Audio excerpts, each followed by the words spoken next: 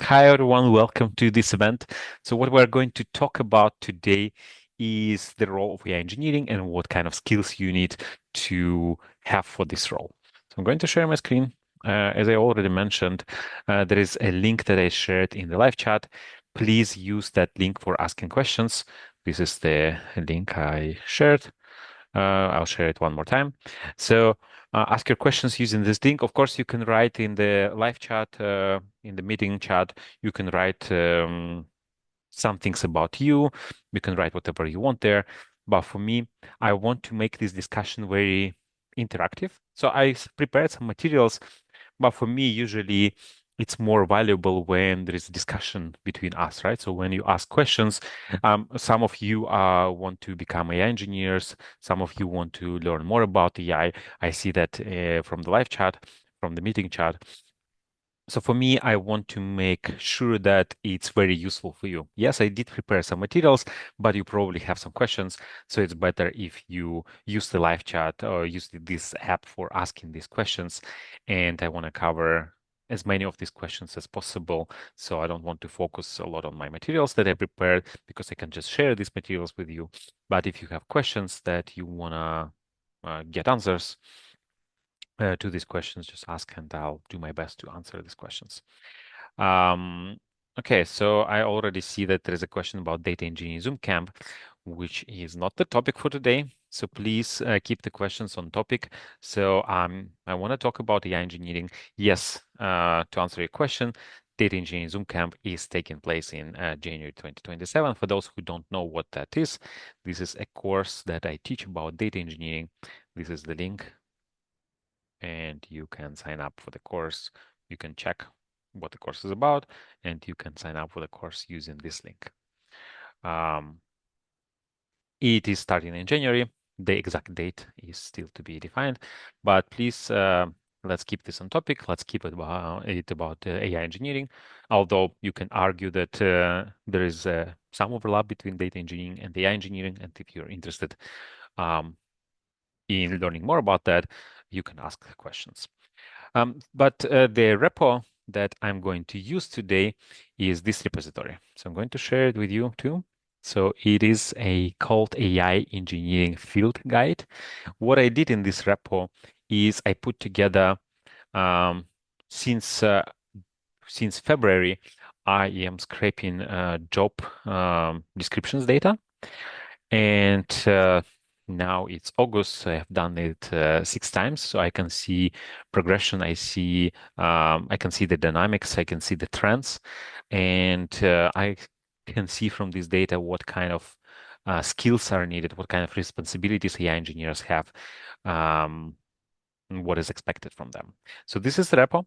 I'll quickly tell you how exactly I acquired this data, if it's the right word, how I got to have this data.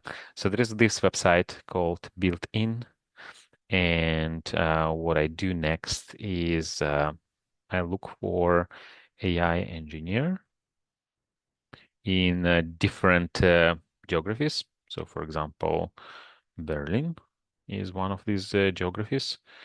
Um, Also for London, also for Amsterdam, also for New York, also for Los Angeles, and I included entire India. And then I scrape this data every month, right? And this is the data I have. So every month I run this scraping job and I get all these positions that we see here on the screen. So as we can see, not only AI engineers get into this, but also people who are senior software engineers for AI platform. So we get all sorts of AI related positions. Uh, Here, for example, with Datadog, right? Or Zapier or whatever. Right, so all these have been collecting for quite some time. And if we look at these positions, we see what kind of skills they need, right? So this is what I want to talk about. And I also want to talk about how do you actually acquire these skills? How do you get the skills? I have a lot of materials. So again, as I said, I want to make it more, how to say, more like a conversation where you ask questions. And thanks a lot for asking questions. I want to keep this screen for a little longer, so then you can you can use your camera to take a picture of this QR code so you can ask questions. But then also, I'll go back to this thing. Actually, I have some slides here, so perhaps we can. So it's not trends. Okay. So I wanted to talk about this job market analysis, right? So yeah, I have quite a few job positions, right? So this is the data set. By the way, if you are interested in the raw data set, in the raw data, in the repo, you go to job market, and there is this data row. So these are the raw scrapes for this. Let's say, so I think this is from today, right? So this is the scrape from today. So this is how the raw scraped data looks like. Of course, like I strip off the all the HTML, and then this is what we have. So this is the AI engineer. Location is Bengaluru, India. This is the summary, the description of the company, right? So this is just scraped, right? So this I didn't do any transformation, right? So I just take it as this, whatever data is posted. But then I also do one extra step, which is taking this raw data and processing it through an LLM and extracting all the interesting things that we can use for analysis. Right? So for example, was it this one that we looked earlier? Yeah. So then what I do is I try to understand if the role is AI first. Like, for example, here we saw that there is a senior software engineer for AI platform. So this, what I would call AI support role, at least looking by the title. So somebody has an AI platform and they need a software engineer to work on this platform. So the work is mostly AI, mostly software engineering, but the application is AI platform. So these roles I call AI support roles. And there are AI first roles when you actually work on integrating AI into product, right? And then, so the first thing I do is I want to understand if this is an AI first role or AI support role, right? And then we extract responsibilities. Like for this company, the responsibility is build and maintain LLM harnesses powering AI features, agent loops, tool function calling, context construction, whatever, right? Then I also extract use cases because I want to understand how companies use AI, what for do they use it. Like here, use cases turning LLMs into production AI features for insurance software, right? So the domain is insurance. And then I extract skills, like what kind of skills they mention in the application: LangChain, Llama Index, LangGraph, prompt engineering, RAG, agentic workflows, function calling, structured output, LLMs, Anthropic AI, OpenAI API, Claude Code, Claude Agents SDK. So these are all the skills, right? And then plus some other skills that are not Gen AI skills, like machine learning skills, databases skills, and so on, right? So we have this data set of what, 5 or 6,000 yes, almost 7,000 job descriptions that I collected over months. Do I have a graph with this? I think I have it somewhere. So I have many slides. Yeah, so this is how it looks like. So this one, the first one I did in February, includes data in January, right? So it contains all the data, like 1 month of data before this date. Right, so then this is how it looks like. Actually, interestingly enough, since February, since the beginning of since when I started scraping this data, now I see that actually the amount of jobs, the amount of positions is only growing, right? So it's for people who are saying that AI is going to replace engineers, not in the immediate future. So right now I see that not only it's not dropping, okay, and there was a bit of a decline, but it's not really dropping, it's even getting more and more, right? So this is one of the interesting observations that I can see from this data. But here, what I want to talk about is what exactly I see in this data set, right? Um, and I mentioned at the beginning that I split the roles into AI first and AI support. But also, interestingly, there are roles in this data set that are classical machine learning engineers. They just rebranded to AI engineers. And out of these, all the roles, they are 70% AI first roles and like 25% AI support roles. So, and this is the first thing for you to think like, okay, what do you want to do, right? If you want to become an AI engineer, but you don't necessarily have like all the skills we will talk about today. For you, an AI support role could be a way to get closer to AI, first work on a platform or on some sort of supporting role, and then eventually transition to an AI first role, right? So if ever eventually you want to be like an AI engineer, right? And right now you are not there yet, but as a software engineer, you can get hired to an AI support role almost immediately without any extra training. Then maybe for you this is a good way um, to go there, to get there. Okay, and what kind of skills are needed? So I don't know, maybe it's better if I go through this repo a bit. So I just want to show you what is inside this repo. So this job market is where the raw data is, and you can also see the code that I use for scraping. And then the role is where the analysis is, right? So whatever extracted this data, it's here in this slash role, right? So the first thing here is how I see the role of AI engineer. It hasn't changed since I published it like half a year ago. It really hasn't changed since then. You can check it. There is also a video where I talk about this. But what I want to do today is focus on these skills, right? And perhaps we can also talk about others. But also like please keep the questions coming. I will briefly go through these things and then I'll focus on your questions. Um, so skills. Um, so the interesting part is, yeah, what kind of data what kind of skills we need. Uh, yeah, this is all you can check later. So these are the top skills like LLM skills, AI agents, RAG, prompt engineering, agentic workflow, LangChain, OpenAI, and Anthropic APIs, MCP, LangChain, and LangGraph, sorry, Llama Index. So these are the top skills that are required. And here, LLM, of course, it can mean whatever, right? So typically it means that you can use an API, right?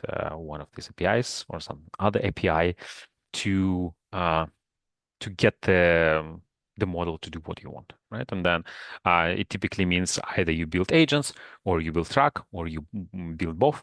So you need to have these skills.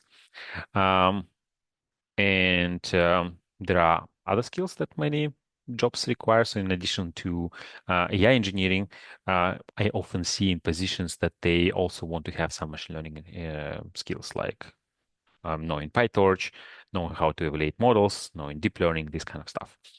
And the reason for that is that many AI engineers, they are actually ML engineers. So they were working as ML engineers, but now they needed to learn AI. But on top of AI, they still have the responsibilities of ML engineers. So they still need to do this kind of stuff. So this shouldn't discourage you if you're not ML. So this is, first of all, this is good news for you if you're an ML engineer and you want to become an AI engineer. This will be like the easiest transition, right? So you will need to know how to learn how to build agents. You will need to know how to build RAG and yeah, pick a framework, and that's enough, right? So then you can call yourself an AI engineer, because for ML engineers this is the easiest transition.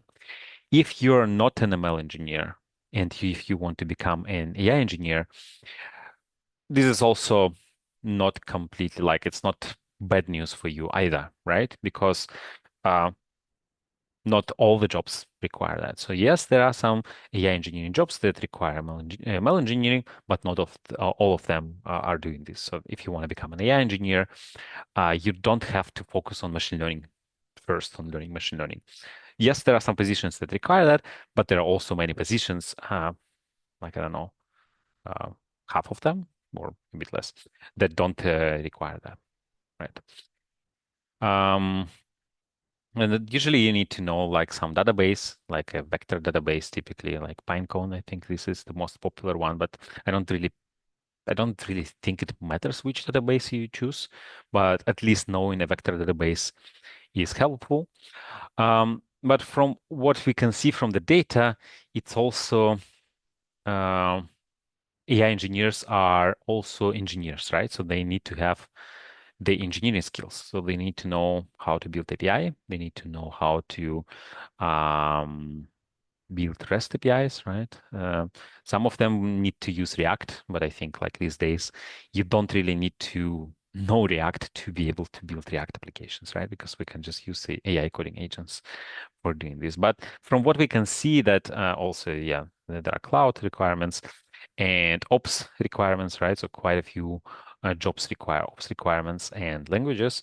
So from what we can see from this data, that is this is a rather full stack role, right? So in addition to knowing the core skills of how to build an agent, how to build a RAG, you need to know also backend skills, right? You need to know database, vector database. You need to know cloud. You need to know the basics of ops, like what CI/CD, how to use it, Docker, Kubernetes, this kind of stuff, right? And then most of the work is done in Python, but also we see that TypeScript is getting more and more. Interestingly, Java is the first place. Okay, whatever. But I think if we take TypeScript and JavaScript and put them together, it's like what 30%, which is quite significant, right? So this makes JavaScript, TypeScript the second most popular language in AI engineering, right? So if your background is more like full traditional full stack, where you develop front end and back end, um, you don't need to focus on learning like a new language. It's completely fine to just use TypeScript all the way, right? And there are companies who do that. And actually, interestingly, many tools that we use these days are written in TypeScript. So, for example, Claude Code is written in TypeScript.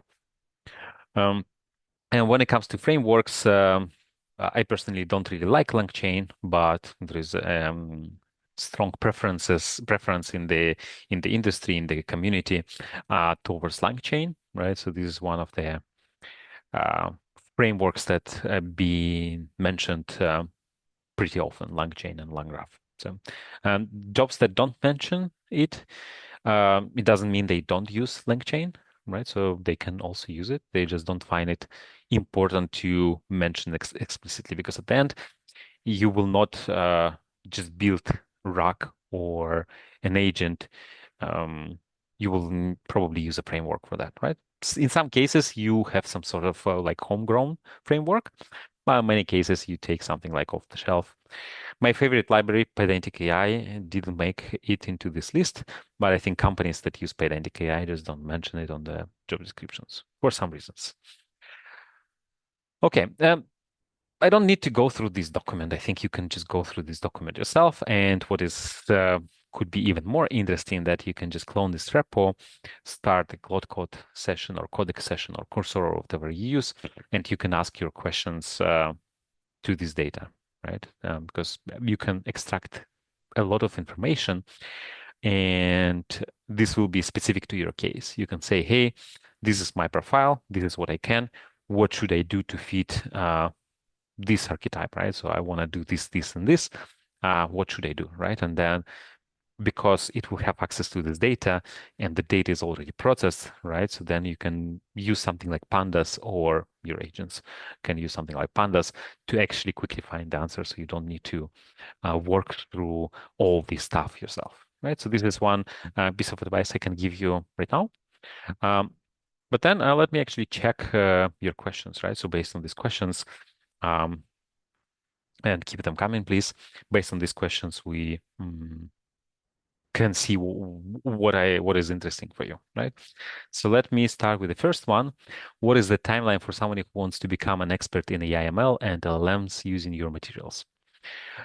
So first of all, I see what you did here, AI/ML, right? So if it's AI/ML, then it's more time than just AI. So because with ML, with traditional ML, if you don't have prior machine learning experience, it's actually a lot more, in my opinion, it's a lot more difficult to become an ML engineer than to become an AI engineer now. Because to become an ML engineer, you need to know a lot of things. And I mean, like, yes, both of them need to know a lot of things, but the entry, how to say, the entry requirements, the amount of the things you need to know to get your foot into the door for AI engineer, in my opinion, is less than for ML engineer. That's why I wouldn't necessarily put them together. Um, for ML engineer, you need to also know a lot of classical, traditional ML, which is interesting, right? If you want to do that. But like you can easily spend like half a year doing that, learning these things. I have a course for that called ML Zoom Camp or Machine Learning Zoom Camp. If you just Google it, you'll find it. And this is like it starts in September and finishes somewhere in January, right? So it's not a short course, and this is the like the longest course I have. That goes into details like what is linear regression, what is classification, how do you evaluate these models. We also talk about trees and deep learning, and then also there is a lot of ML engineering component here. Like a big part of this course is the engineering part, like how they actually serve these models. But like if your goal is to become an AI engineer, you need to do less to get your foot into the door, right? To start working as an AI engineer. It's very possible that you will need to get some ML knowledge as you start working in AI, but you will learn it as you go, right? So you will probably need to learn some scikit-learn because you want to create a guardrail that will classify whether input is good or not, right? But then you already work as an AI engineer. You already do things you want to do, right? And then you just you learn these things at the job you're already doing, right? Um, when it's AI/ML, it's a bit more complicated, right? So then become an expert, right? So another thing is you don't need to become an expert, right? So what is your goal? Do you want to become an expert or you want to start working in the field? Because to become an expert, what is the definition? Like you need to spend the horse rule. So the 10,000 hour rule states that achieving world-class experience in any complex skill requires roughly 10,000 hours of dedicated focused practice. Okay, now I don't know. Do you have 10,000 hours? If you do, yes, go and become an expert. But you probably don't need to be an expert. You just need to know this area well enough to be useful and to contribute to the product you're working on. And that is significantly less time, right? So in 3 months, if you're already a software engineer, and if you know the basics, like not the basics, like you know what is software development lifecycle, right? So you know what CI/CD is because we saw that this is important thing. So this was one of the skills. Okay, I will not find it right now, but you remember I mentioned that if you want to do AI engineering, you need to know the basics of software engineering because AI engineers, machine learning engineers, data engineers, they are all software engineers in the end, right? So it's just a specialization that they choose. But at the end, they are all software engineers, so they need to have this engineering experience. So if you're a backend engineer, if you're a software engineer, generalist, right, you have the skills. So for you, if you want to become an AI engineer, you'll need roughly 3 months to learn the basics of AI engineering. We're going to talk what these basics are. You can see them from the data. The data aligns with the course I teach, so I'll talk about the course right now after I finish answering this question, because I want to promote my course, of course, but also the skills I chose for this course are reflective of what the industry wants. That's thing number one. And second thing is I chose them in such a way that this gives you the foundation that is enough to get a job in software engineering, in AI engineering, and then the rest you can learn yourself, right? So let me go briefly through the course. This is the course on Maven. You will get the link to because you registered to this webinar on Maven, you will get the list to this. So these are the things that I think are most important for AI engineering. So first of all, um, how to make a call to an LLM and how to perform RAG, right? So we saw that RAG is what, like 30% of cases okay, let me try to find it. I think it's like 30 or 40. Like a lot of times you need to know RAG, right? So 40%. So the most common thing. So that's why even though you may see on Twitter or other platforms, people may say that RAG is dead. It's not dead. It's still the number one skill that you need to know to become AI engineer. So I start with that. Um, then I cover agents, like um, how do you train an agent? Like, so there is RAG, but there is also agent. Like, what is the difference between them? Then I also talk about testing and evaluation, right? So now building a RAG flow or building an agent is not that complicated. But um, the more difficult part is knowing how to test this agent and knowing how to evaluate this agent. And this is something that I think, let me check evaluation. So not this one, evaluation skills. So from what I see in the data, a lot of AI first roles, meaning AI engineer, where you are not a support, not working as a supporting in AI supporting roles, but working on integrating AI into products. More than half of the positions require skills related to evaluation, like model evaluation, LLM evaluation, guardrails, monitoring, observability, these kind of things, right? And this LLM evaluation, 30% of them. So this is a very important skill that you need to not master, but know how to apply when you want to become an AI engineer, right? So you want to not just build a model, but also understand how well it performs. Right? So you need to build a framework uh, for evaluating this particular model, this particular agent, or whatever you're automating, so you know where you stand and what happens if you change one of the variables. What if you change the prompt? What if you change the model now, instead of using OpenAI, you start using Anthropic? Or what if OpenAI releases a new model? You want to understand where, with this new model, where you stand, right? So this is what you get by implementing an evaluation framework, and I teach this in the course. And then also we talk about monitoring, like how exactly once you deploy the model, how do you make sure that it actually works? Um, of course, like these skills do not, like, you don't have to pick them from my course. Of course, I want you to take my course and learn from me, of course. But that said, like, if you have this list of things you want to learn, um, you can use ChatGPT for that. You can just Google things, right? I also have a free course called LLM Zoom Camp.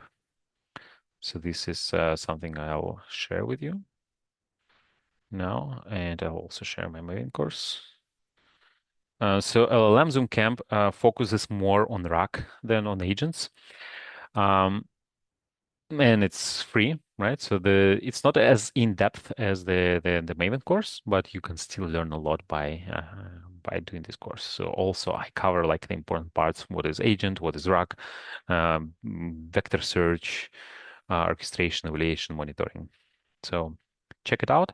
And if you are, yeah, I was answering this question.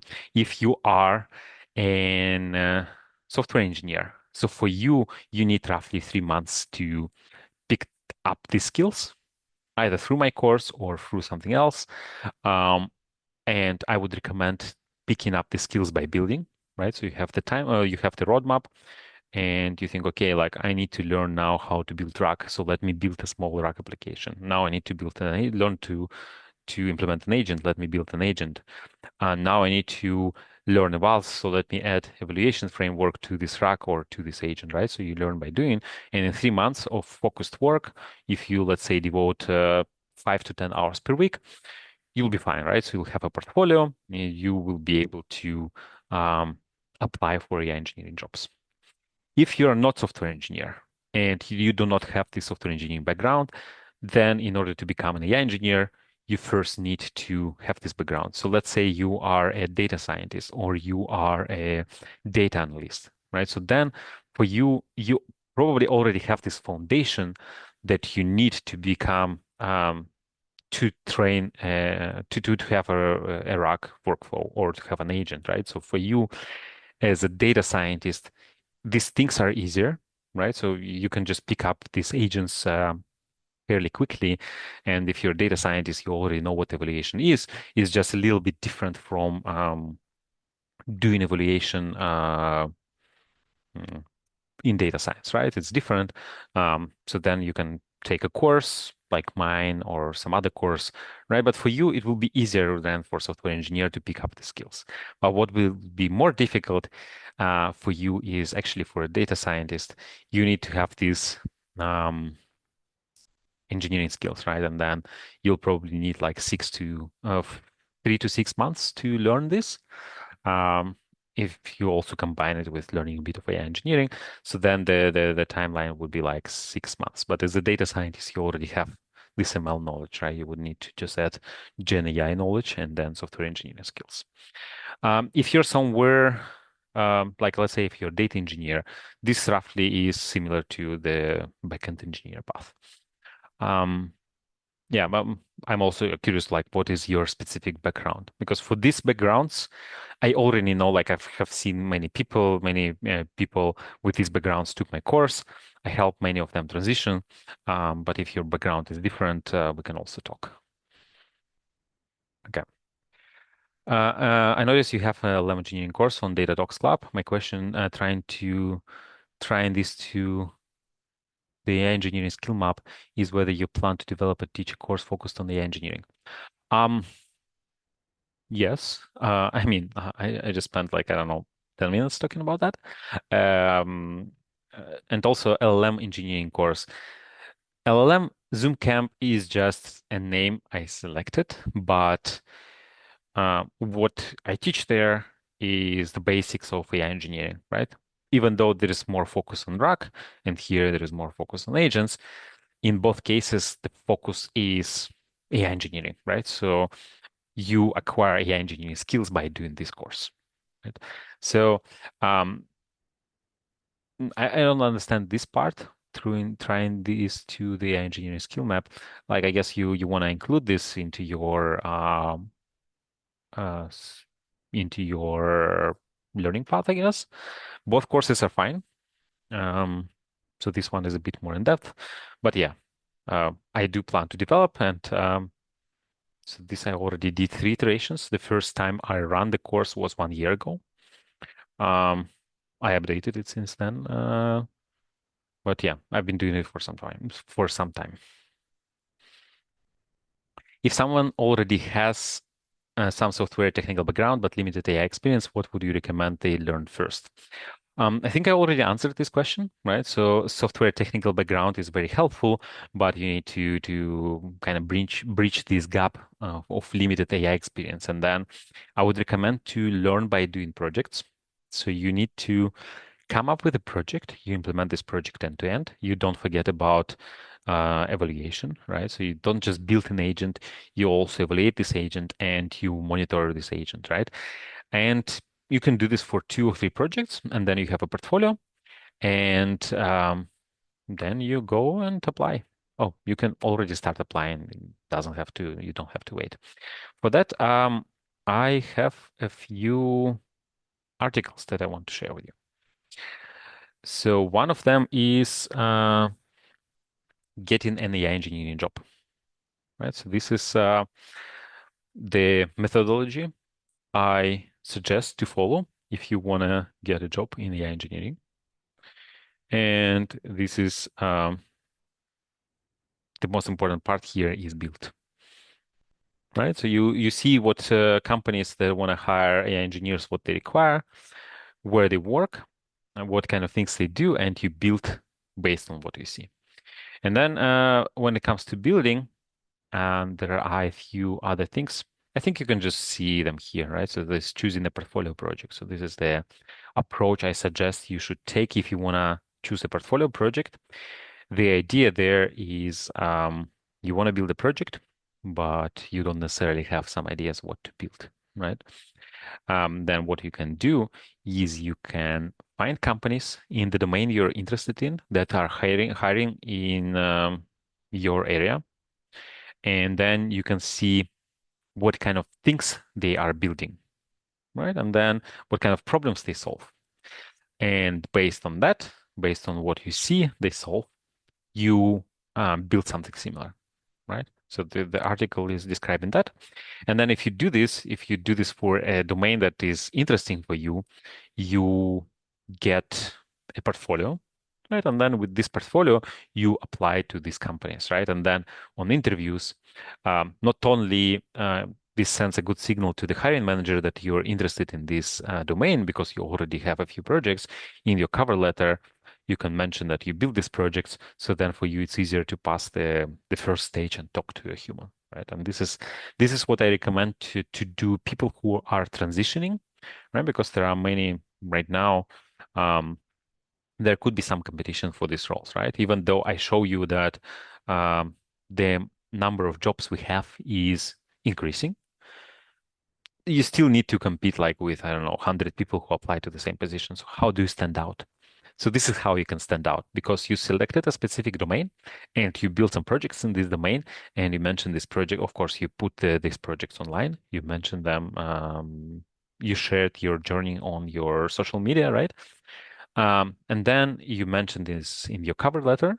So people who are hiring, they know that you're very interested in this domain, and then you have some um, materials to talk about on the interviews. Right. So this is the strategy I recommend. So I shared the link to this getting an AI engineering job, and let me also share this.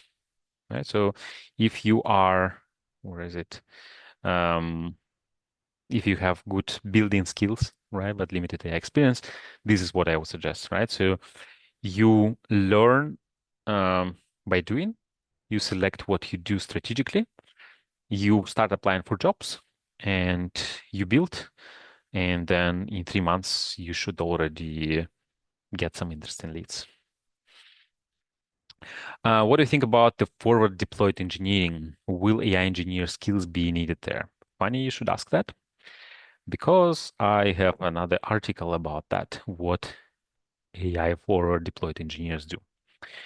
And this article is again based on this data set that I showed. This data set is super, super interesting, right? So I really recommend you uh, spend some time on learning what is there on this data in job market data structure. Like you'll find a lot of interesting things there. And it's actually not six, 1, 2, 3, 4, 5, 6, 7, 8, 8 scrapes. I mentioned six, but like I was actually wrong, right? It's eight.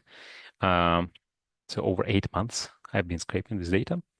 So you'll find a lot of interesting things by just going through this or asking your agent to analyze these things. So one of the things I saw there is that where is this article about forward deployed engineers?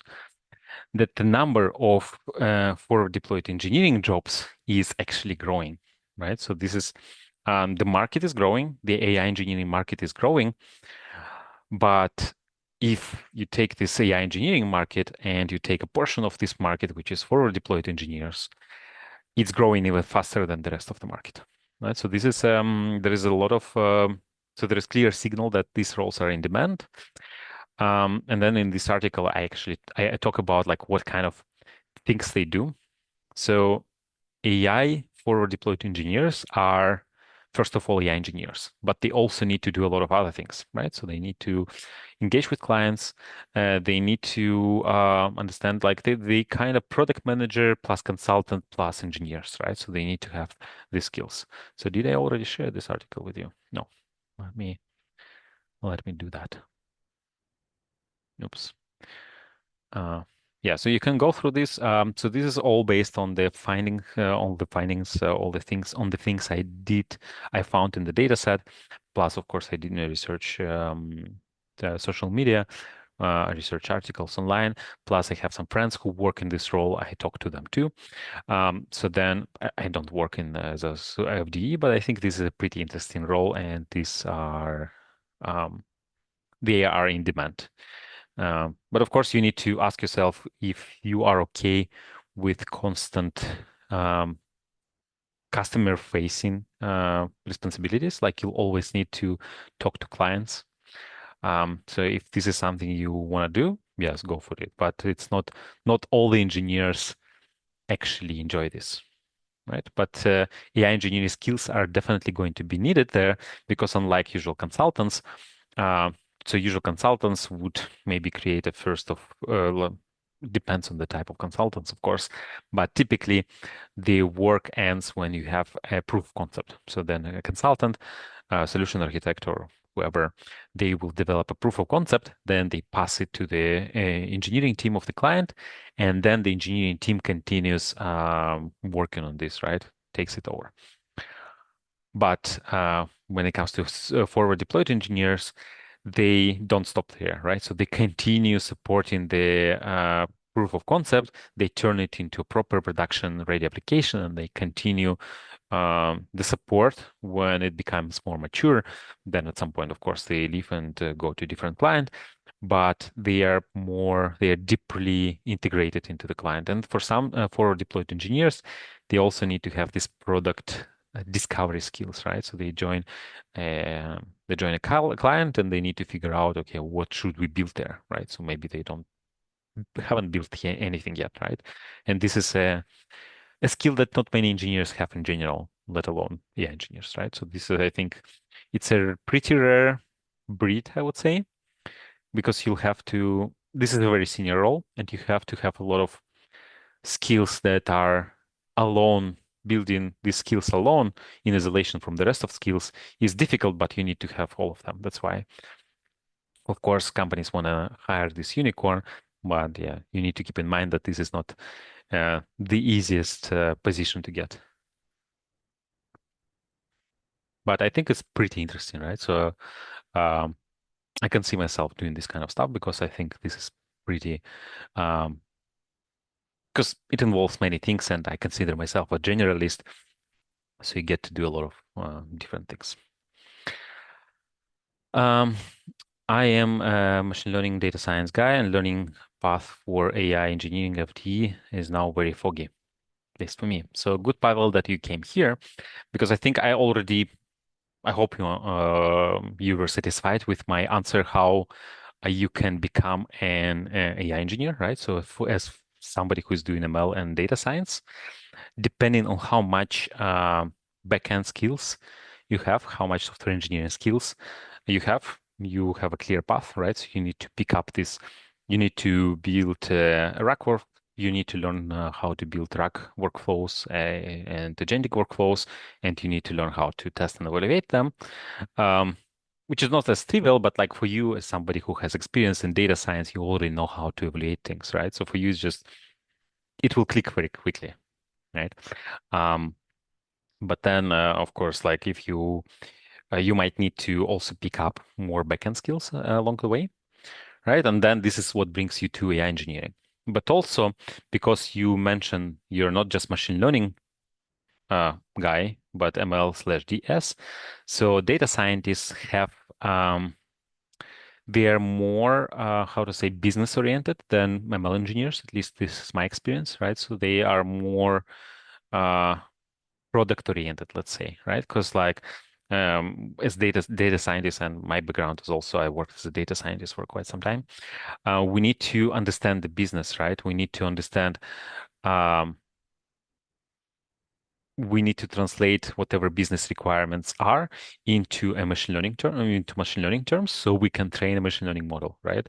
So ML engineers typically don't do this, right? So they are more focused on scaling this up, right? Or maybe training a simple model. What data scientists are needed when you want to do something more complicated than you know, uh, I'm just thinking, but anyways, like when you really need to think what is the problem I'm solving here, like do we even need machine learning here, right? So then data scientists have this product sense, right? And for you as a data scientist, you already have this product feeling, you already have this business acumen. You might need to develop it a bit further, but then you already have the foundation that you can use to build your learning path towards FDE, right?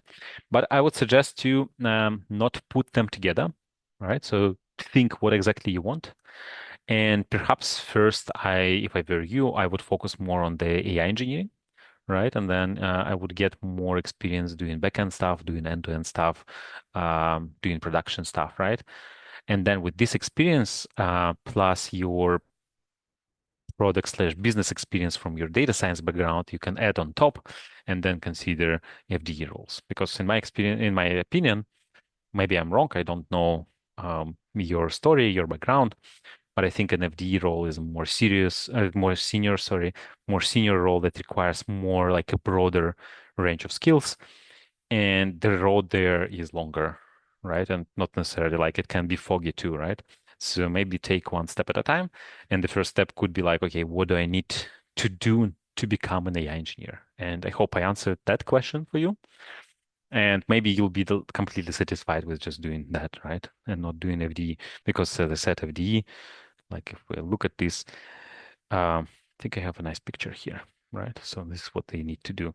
So they need to build things, they need to talk to customers, and they have the responsibility, right? So they are responsible for making sure this thing runs in production, right? So these are many things, right? So they have like uh, software engineering background or AI engineering, to that matter, product management background, or business analysis background, and kind of ops, uh, not background, but like let's say component, right? So the engineering component, the product component, and the ops component, right? So then you put all these things together, and you get this rare breed of an FDE.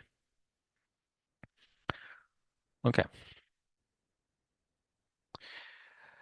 And by the way, there's also like there is this article, but also if you wanna check the more raw data, more raw write-up. So here in raw, I have this FDE article, right? So then you can check this too, right? So this is the data I used for writing that article. Let's see how much time. Oh, we have 10 more minutes. Considering this dependency on software engineering and someone who wants to step into AI engineering as the primary goal, what source do you recommend using to learn the foundation of software engineering? Um, okay, again, it all depends on your background, but I have a course which is about, it's called AI DevTools. So the course is, okay, it's starting soon. So this is a series of Substack articles. So all the content is already available on Substack, where I talk, like I think for you, the interesting part would be this part two, three, and four, right? So how do you, I'll send you this link now.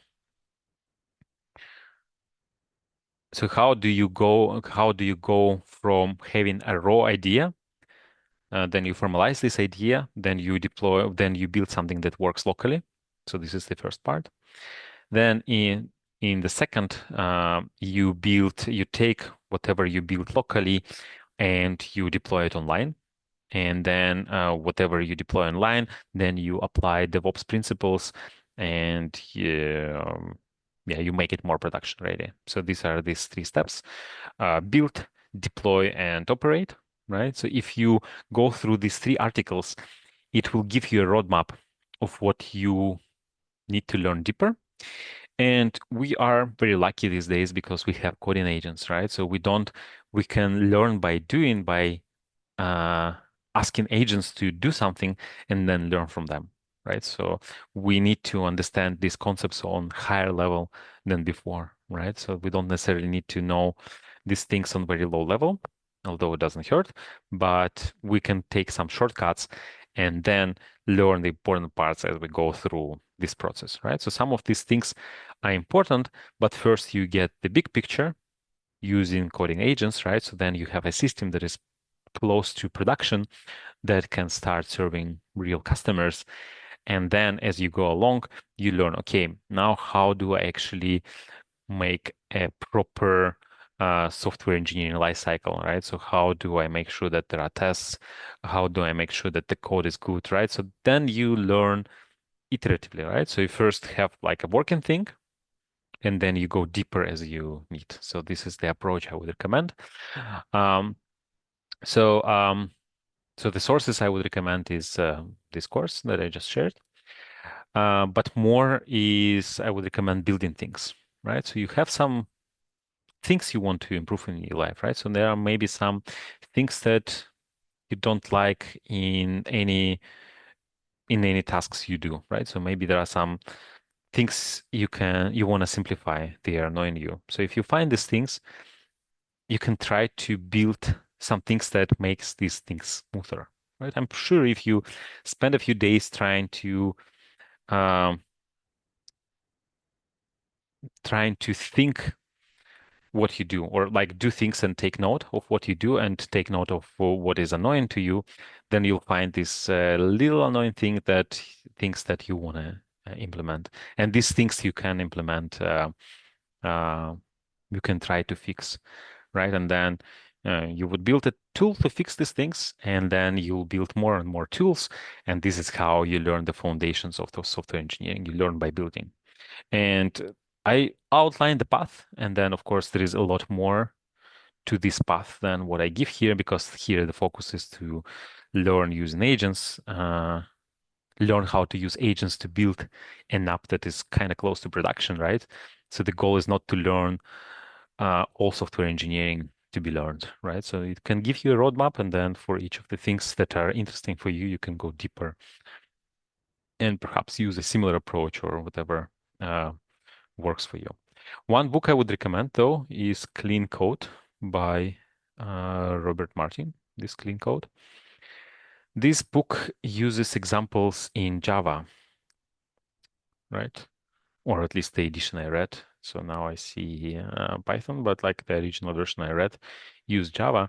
But this thing I think is very useful if you want to like really write good code.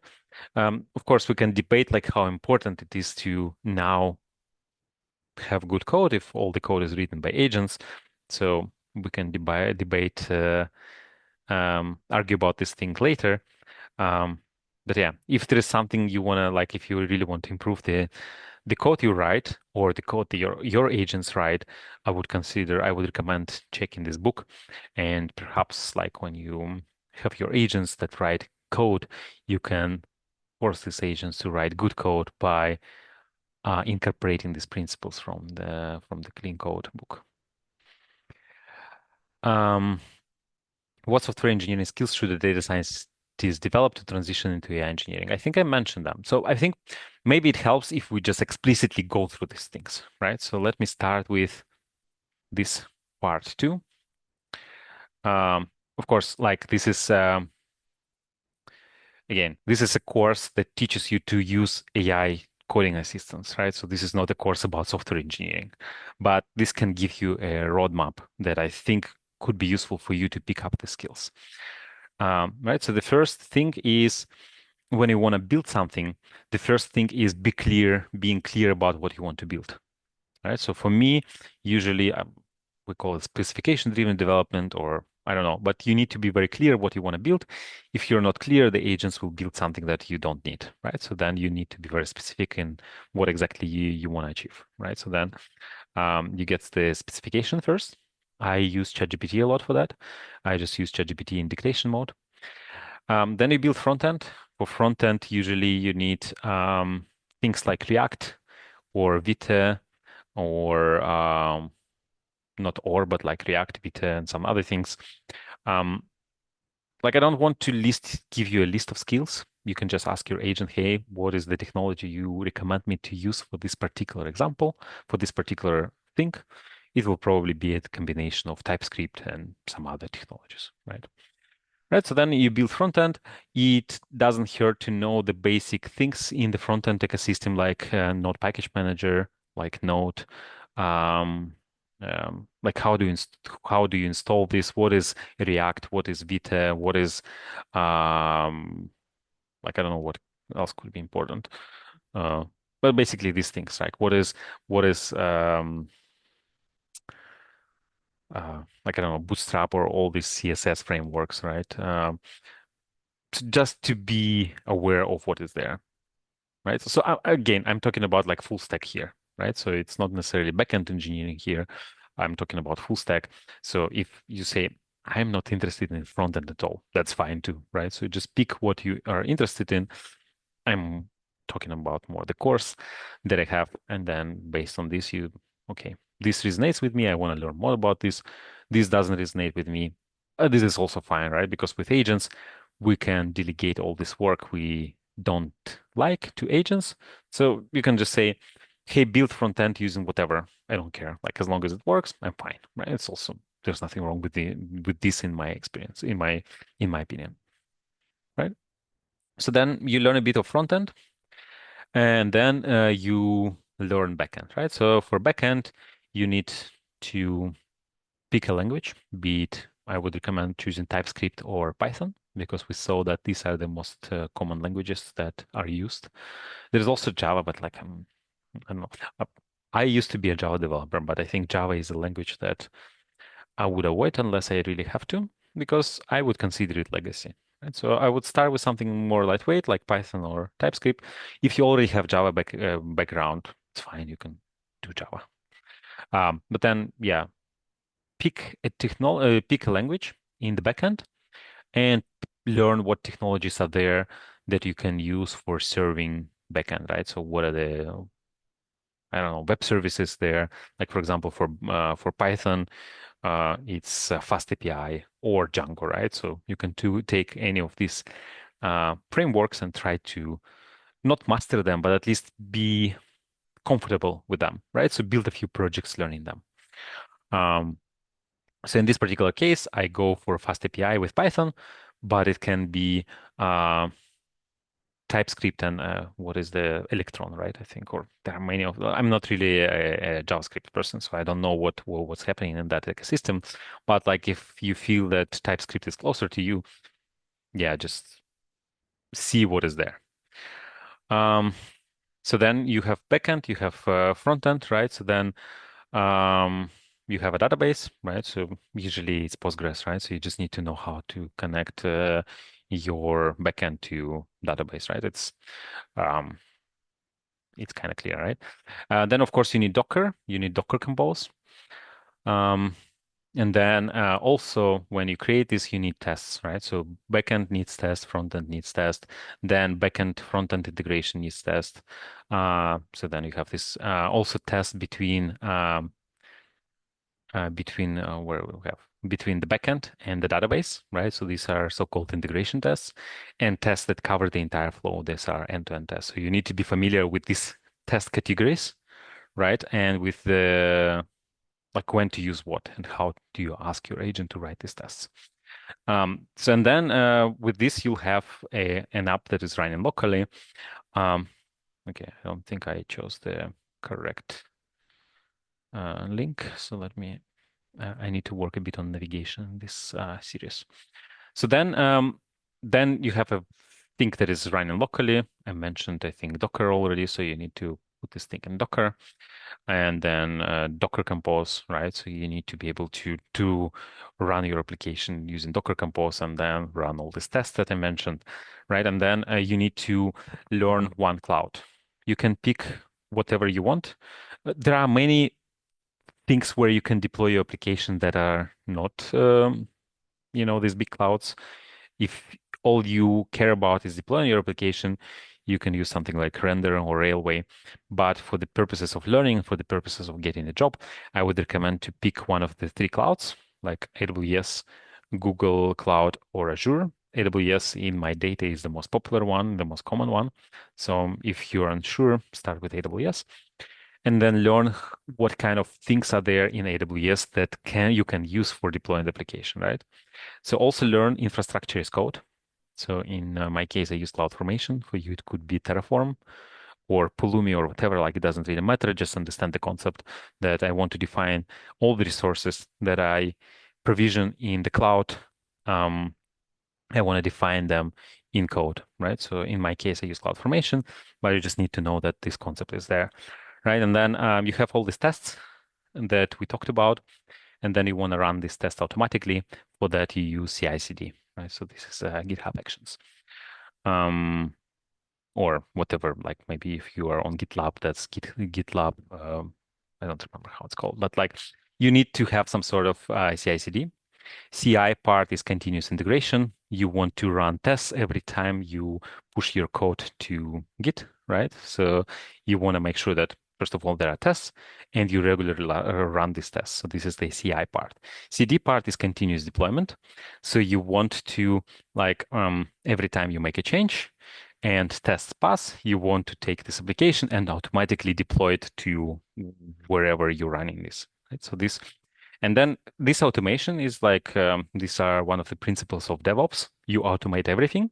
So then you don't need to even think, okay, how do I deploy my application? Because all you do is just push. And then after push, everything happens automatically, right? So then um, you need to know that.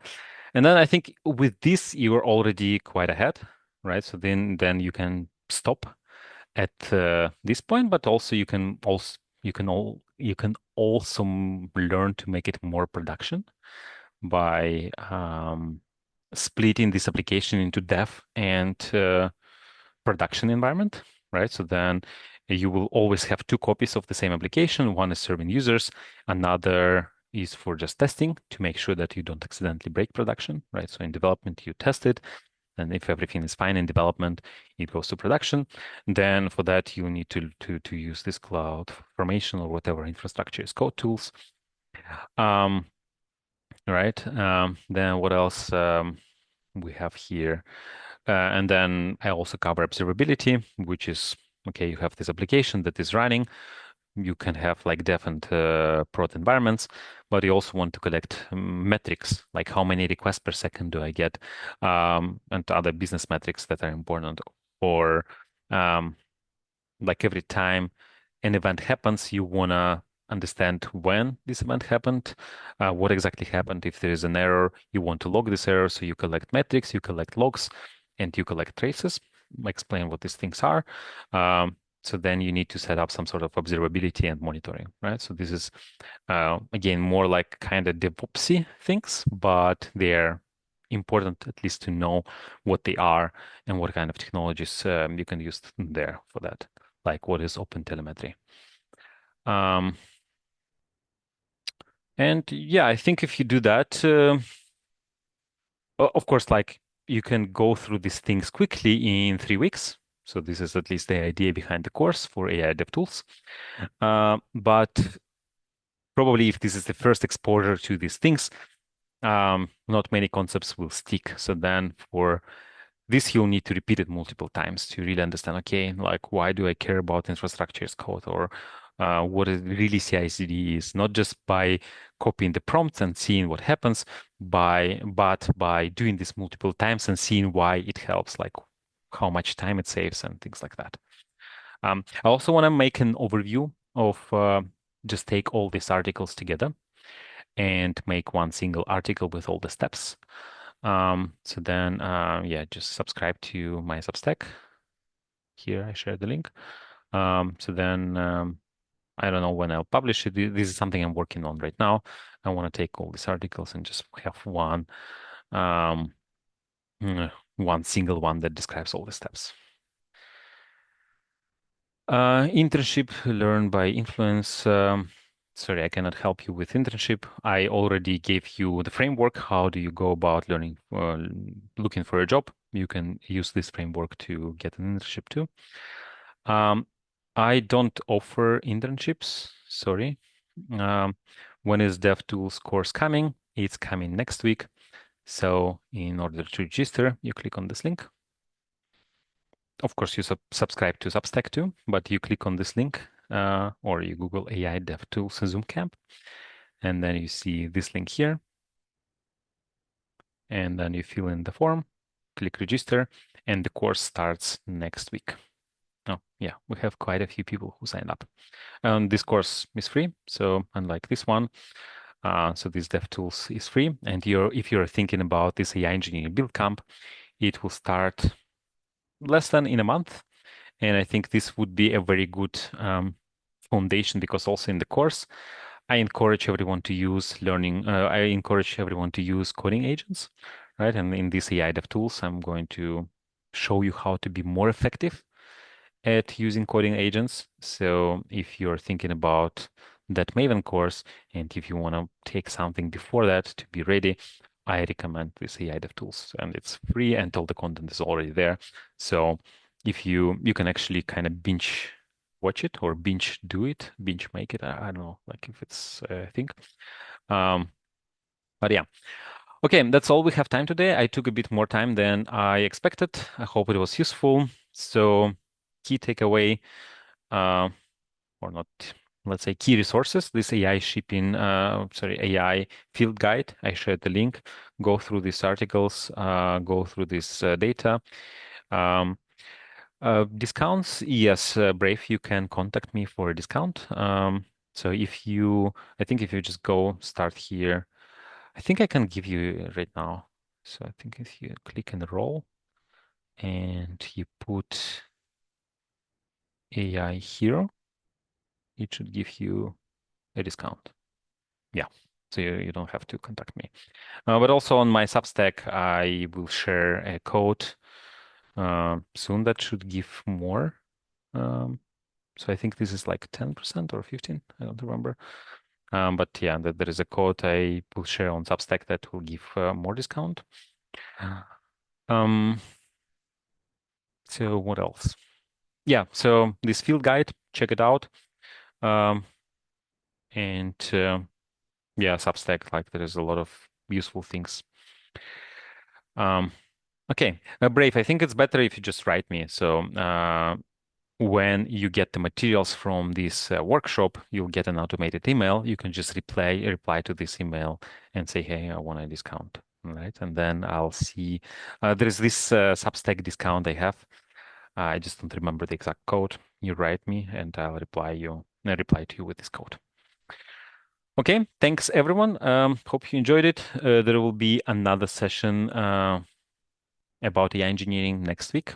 So check it out. I think I'll send you the link now. Here you can see it will be a session with me and Hugo. Hugo is another instructor. So we want to join forces and think what we can build together. So please check it out. And with that, I'm finishing. So thanks a lot for joining me today and see you around. Bye, everyone.